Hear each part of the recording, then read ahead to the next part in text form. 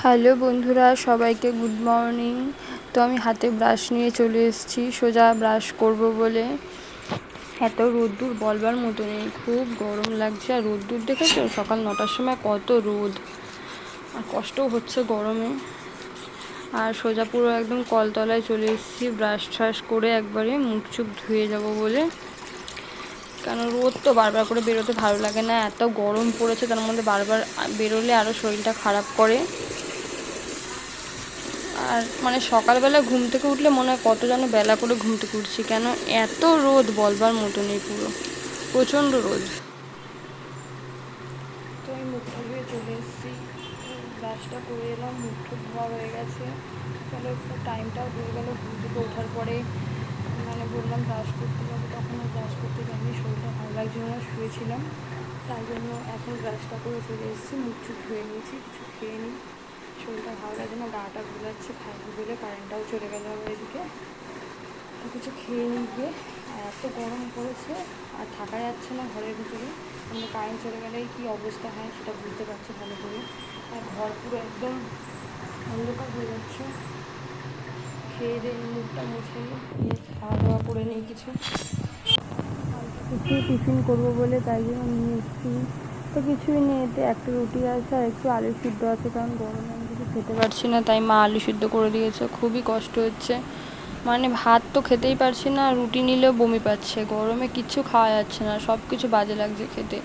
তোমাদের শরীরটা আমার খুব খারাপ, এই গরমে খুব খারাপ হচ্ছে শরীরটা, তোমাদের আগেও বলেছি আমি।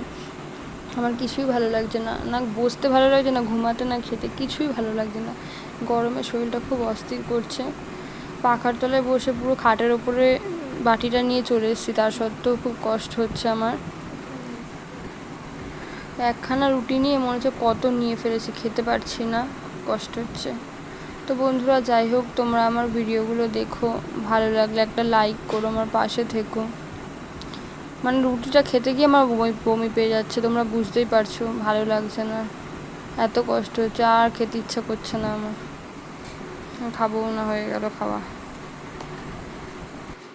তো এখন স্নান করে এলাম, তখন খেলাম, খাওয়ার পরে কিছুক্ষণ রেস্ট নিলাম, এত গরম লাগছে, শরীরটা এমনিতেও ভালো না, মাথাটা তো ঘুরছে গরমে। তা এখন স্নান করলাম, এখন বাজে বেলা 2টো।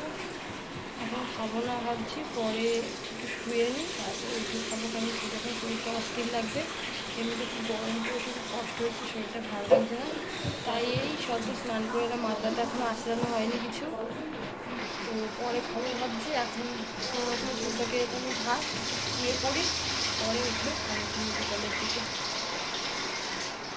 তো এই ঘরে চলে এলাম, এই ঘরে একটু করি, কারণ এই ঘরে আমি ঘুমাই, এই ঘরে না ঘুমালে খুব ভালো লাগে না, তাই এই ঘরে ছিলাম, আশ্রয়নি, কোনো রকমে একটু বেশি চলে এসেছি। তো এই ঘরে একটু ঘুমিয়ে নিই, এসে যে শরীরটা ভালো লাগবে, গরমে খুব কষ্ট হচ্ছে শরীরটা।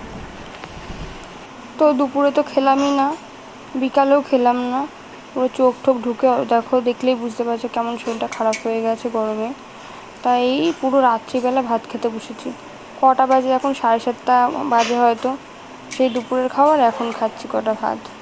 কি করব, এত গরম, এত শরীর খারাপ লাগছে, তাই এখন ভাত খাচ্ছি। আর খুবই অন্ধকার, কারণ বুঝতে পারছো রাত্রি হয়ে গেছে, তো অন্ধকার হবে না তো কী দিন হবে,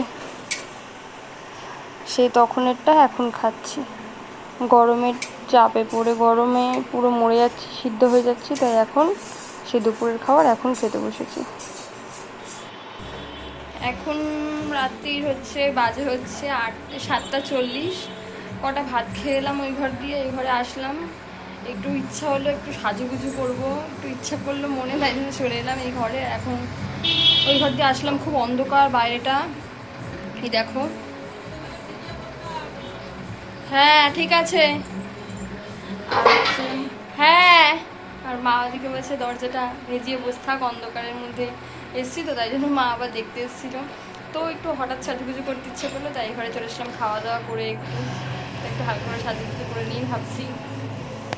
তো হঠাৎ করে খুব ইচ্ছা করলো আমার যে চুল টুল একটু বাঁধি, কারণ ইচ্ছে তো করবে বলে, দুপুর থেকে সে শরীরটা খারাপ, শুয়েছিলাম, না খাওয়া না কিছু, দেখলেই সে রাতে ভাত খেলাম, মানে 7:30টার সময় রাতে ভাত খাবো কি না আদৌ সন্দেহ, কারণ 7:30টার সময় খেয়ে নিয়েছি, আর কি খিদে পায় বলো।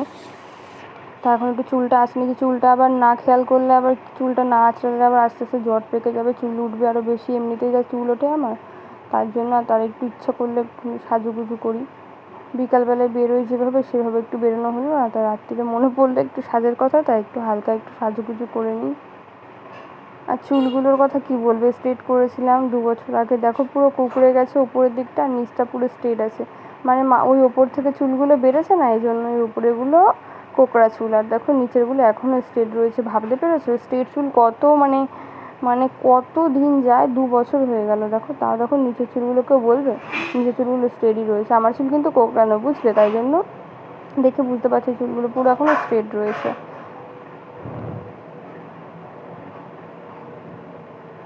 আর এত গরম, আর গরমের কথা বলতে বলতে আমি নাজেহাল হয়ে যাচ্ছি, খুব কষ্ট হচ্ছে গরমে, তা আর কি বলবো।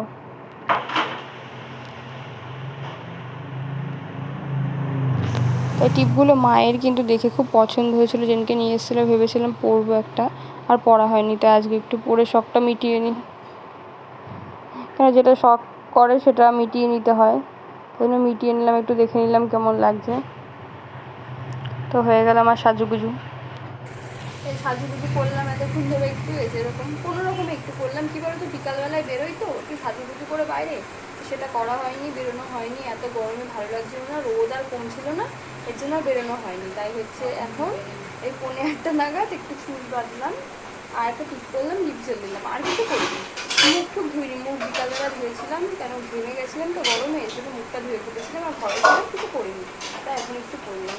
ঠিক আছে, আর হচ্ছে ভালো লাগলে একটা লাইক করো আমার ভিডিওগুলো, আর আমার পাশে থেকো, ঠিক আছে বন্ধুরা, গরমে সবাই ভালো থেকো, সুস্থ থেকো, ঠিক আছে। আর হচ্ছে আর আমার ভিডিওগুলো, ডেইলি ব্লগের ভিডিওগুলো সবাই দেখো, কেউ স্কিপ করবে না, সবাই ভালো ভালো সুন্দর করে দেখে নিও আমার ভিডিওগুলো। আর এখানে আমি ব্লগ শেষ করলাম, আর তোমরা আমার পাশে থেকো বন্ধুরা, তোমরা সুস্থ থেকো, টাটা বন্ধুরা।